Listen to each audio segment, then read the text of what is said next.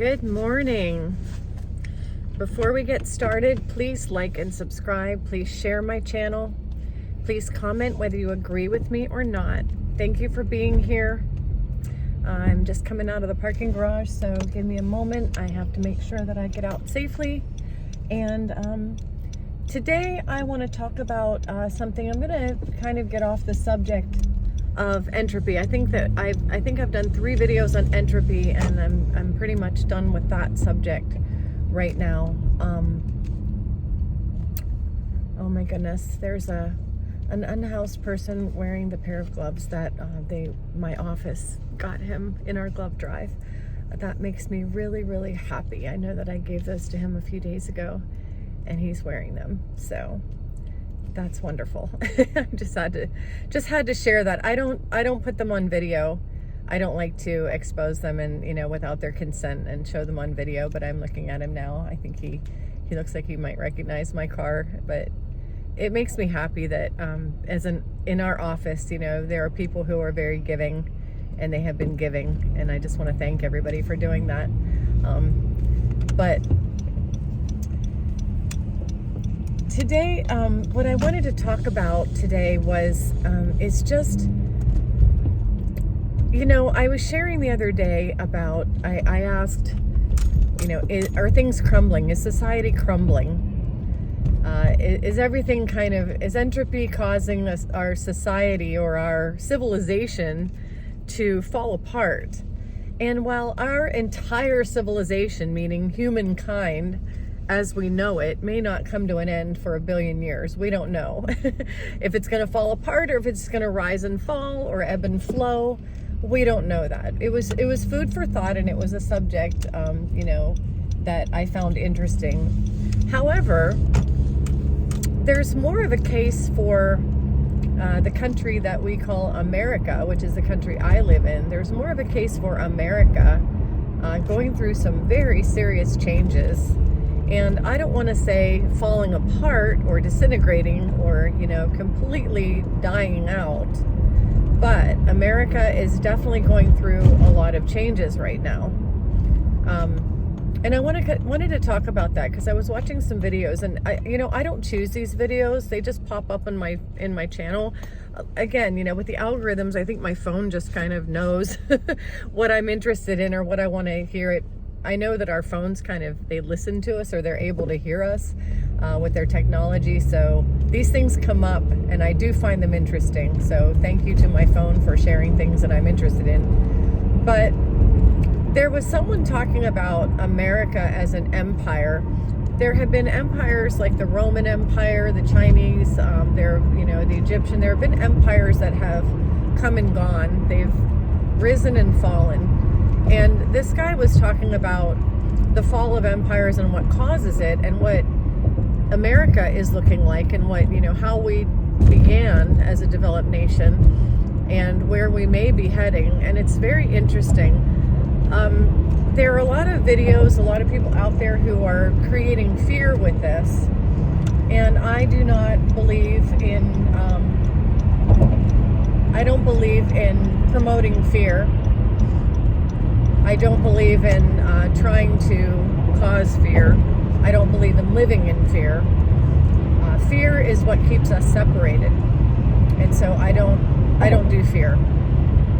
However, it's good to be knowledgeable. It's good to know. It's interesting to see the timeline, the storyline progress, and see things moving and changing in this lifetime experience. We don't have to live in fear when we live as one. And that's something that I think that Jesus really came to share with us and to show us. That when we live as one, that's a life of peace. That's a life of inner peace. It's not a life of anxiety when we live as one. Because we can observe this world and watch it change. And we don't have to be afraid of the changes. We don't have to be afraid of anything. Because all these things that are happening in this world, they're just happening. They're not gonna, that when the Bible talks about the second death, don't be afraid of the first death, be afraid of the second death. The second death is to fear so much that you're holding on to your life. The Bible also says that he who holds on to his life will lose it, and he who gives up his life will keep it. And what that means is, or my interpretation of it, is that take this life lightly. Take it very lightly. Don't take it so seriously. Look around and look at this world in wonder and watch the storyline like you're watching a movie. You are watching a movie that you're in. Basically, that's what this life is like. Like, we are characters in a movie and we're watching the movie as we're characters. So if you look at life like that, it's less scary, and the things that are happening don't look like big giant threats that can take you out. It looks like things are just shifting and molding and growing and going this direction, and something is dying and something is being born from it, and things are changing. So with America, with what's going on right now in America, I told all the Trump supporters who hated Joe Biden to just relax and understand that Joe Biden is supposed to be our president right now. He's there. So embrace it and just roll with it. A lot of them didn't want to do that. Some of them went ahead and did, and just relaxed and decided that, hey, let's just let things take place. And a lot of them just were chomping at the bit, though, and they couldn't wait to get him out of there, and they wanted Donald Trump to become president, which he is now. And I say the same things to people who are just mortified. There are so many people that are just mortified watching Elon Musk and Donald Trump running America. They're almost paralyzed. And a lot of them are paralyzed with fear because they're watching what's going on. It's crazy what's going on. I'm not going to say it's not. It's crazy what's going on. I mean, renaming the Gulf and wanting to take over Canada and threatening to, threatening sovereign nations and putting tariffs on our allies and cutting ties with our military allies. And there's so many things that are going on right now that could cause fear. But don't fear. Just don't fear. There's nothing to fear. There is nothing to fear. People say, oh, America's being destroyed. America's going to... Yeah. The system as we know it is being broken down. Some people think that's a great thing. Trump supporters want the system to be broken down. People who don't support him don't want the system to be broken down. But the fact of the matter is, it is being broken down. The system is being torn apart right now as we speak. And I just wanted to let everybody know I'm driving in snow. It's snowing, and it is starting to settle on the road, and I'm driving in it right now. So I did a video about this a long time ago, a few months ago, where I was driving in snow. And see, this doesn't even scare me. I used to be afraid to drive in the snow. Now, this isn't a blizzard by any means, and it's not going to settle on the road, in inches, but I can see white, and I'm still driving. But like anything, the country is changing, the money system is changing, things are changing and taking place. And here's the thing: when America was born, this is one of the videos I watched. America was born out of, and this is my simplistic summary. America left the British, England, the British. They have a lot of countries under them, and a lot of people don't realize it. That the Brits were absolute, that was an absolute empire with a lot of, I think 55 countries answered to the British, and America was one of them. America wanted to break off and become sovereign, and so we went to war twice, and America became a free nation, and we started capitalism.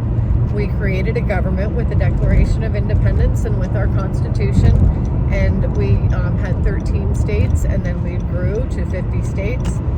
And America became powerful by supply and demand. After the war, after World War II, I believe it was, World War I, I don't remember which war, it was World War I or II, and please correct me because I'm not great with history, but America became industrialized, and we had a lot of resources that the world needed. When you have something that the whole world needs and you can sell it, that's when you make money. That's supply and demand. That's basic economics. If you've got the goods and somebody's willing to pay for the goods that you've got, especially if they're goods that are necessary, that's supply and demand. So America became a wealthy nation. We became industrialized. We started to create factories. We started to make things and sell them to the rest of the world. Well, that lasted for a while. We have been a country where it'll be 250 years. I remember the bicentennial celebrations when we were the country. America was 200 years old. The United States of America, we were 200 years old. And I remember, how we celebrated and everybody was patriotic and we had flags and parades and everybody was so happy. And now this next 50 years has really wreaked havoc on our country because the video that I watched largely blamed women going to work. Not quite sure how that fits into how we became what we are, but women leaving the home and going to work, I can see where that affected the family, the core family for sure. It put stress, I think, on the family and put stress on, and also they talked about when that happened, I think that's what sparked great inflation. They say that people are earning the same wage today that they earned in 1978. Generations before then had wanted their children to make more money and do better than each generation that was. Like if I have a child, I want my child to do better than I did. He has a child, he wants his child to do better than he did. That ended in 1978, where basically what happened was the cost of living overtook the amount of income that people were making. People were not being paid enough for the rising costs. And the rising costs had a lot to do with government spending, and a lot of these things that this administration is tackling are things that were broken way back then. Now, tackling government waste is a good thing in my opinion. I like that they're tackling government waste. I want them to do that. But doing it recklessly is irresponsible. And so that's my opinion. That's just, I don't talk a lot about politics here, but it is my opinion that if you're going to tackle waste, do it in a responsible way. Tackle it in a way that isn't going to completely rip the Band-Aid 100% off, like immediately without warning. Anyway, that's just because I think that when we're tackling waste, we have to be careful that we understand what we're getting rid of. Like if I'm going to go through my house and say that I'm going through my closet and I'm going to toss away the old clothes. I'm not going to go through and just take handfuls of clothes and throw them in the pile.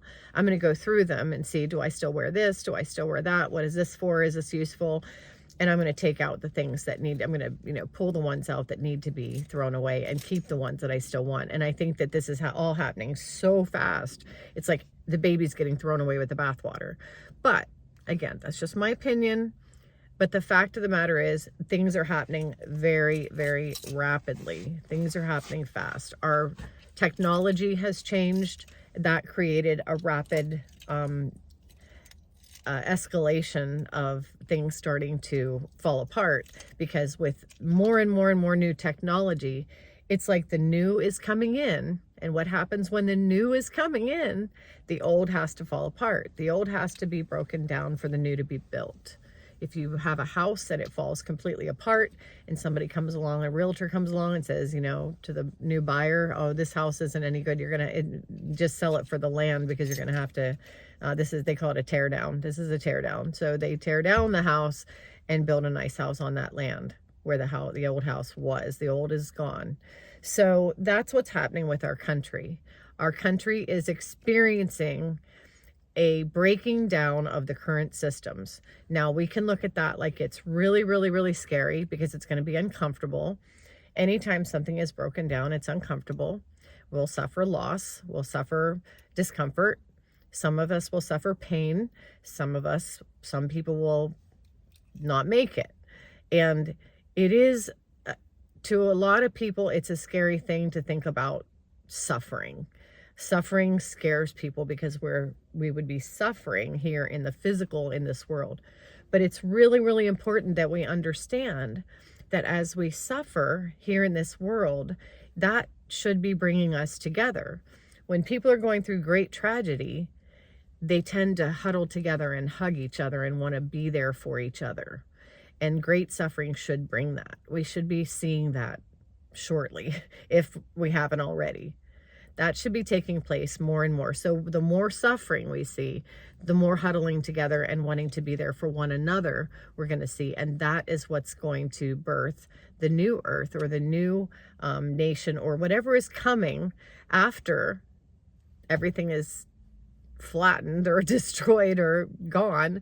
Whatever is going to rise up from it is going to come from that energy, that wave, that frequency of togetherness and love. What brings people together is what creates. And so we're in a period of tearing down so that something new can be created. So if you look at this world, at this life, like, you know, this is all just a story. And now I'm to the point in the story where things are really rocking, really changing. But, you know, it's not going to, no matter what happens. And I've had this attitude for the longest time. This is why I love to ride roller coasters.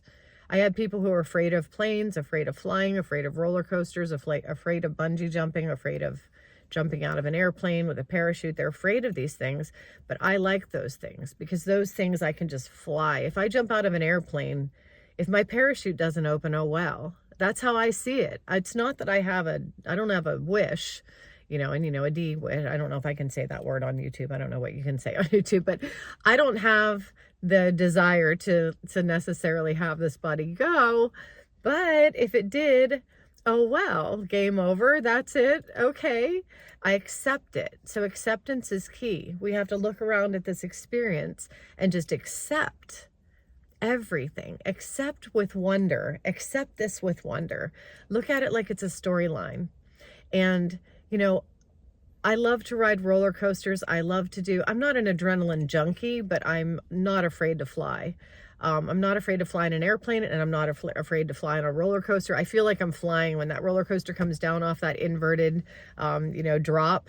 And then comes back up. I just feel like I'm flying, and I'm not afraid. I haven't jumped out of an airplane yet, but I'm not afraid of that either. I have flown, actually, a Cessna. I was a student pilot, and I flew a Cessna. I landed a Cessna. I wasn't afraid. It was fun. It was great. Lots of things could have gone wrong.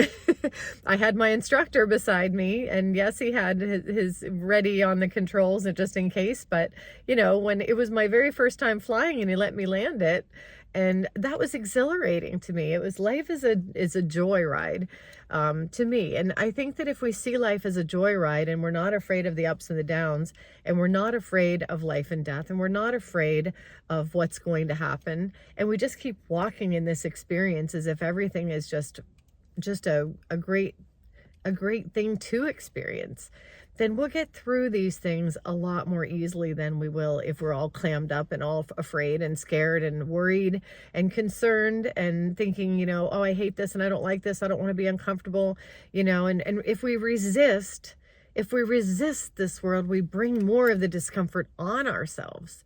We bring discomfort upon ourselves, or we open discomfort up when we resist. We have to just be free and accept, and just look around with wonder and know that whatever happens, happens, and whatever happens is to support us. It's to support us in our journey. So it doesn't matter how many years I live in this dreamland of a experience, or this movie that I'm watching. It doesn't matter to me how long it is. It matters to me what I do with it. And so that's what I wanted to share today. Just, you know, really, really focus on how you're viewing this experience and what you're doing with it, and try, if you can, to not let the things of the world and the happenings of the world get you all jammed up. Just let yourself float free in it, and be every day, wake up with gratitude for what you have, and live in wonder, and so and live in love.